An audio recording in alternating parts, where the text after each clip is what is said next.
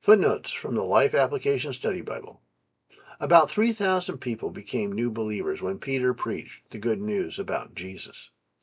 These new Christians were united with the other believers taught by the apostles and included in the prayer meetings and fellowship.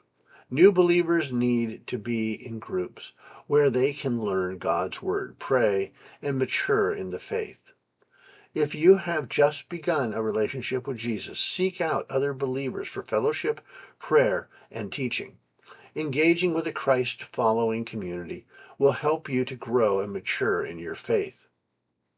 Recognizing the other believers as brothers and sisters in the family of God, the Christians in Jerusalem shared all they had so that all could benefit from God's gift.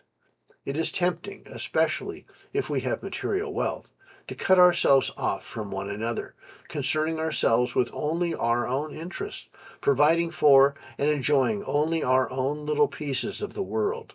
However, as part of God's spiritual family, we should find every way possible to help one another.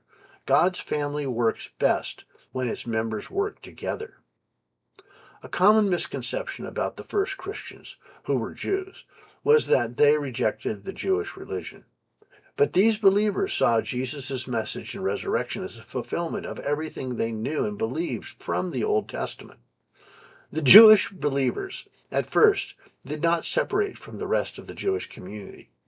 They still went to the temple and synagogues for worship and instruction in the scriptures, but their belief in Jesus created great friction with Jews who didn't believe that Jesus was the Messiah.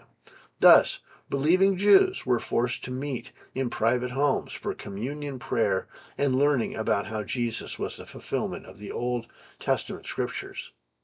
By the end of the first century, many of these Jewish believers were excommunicated from their synagogues.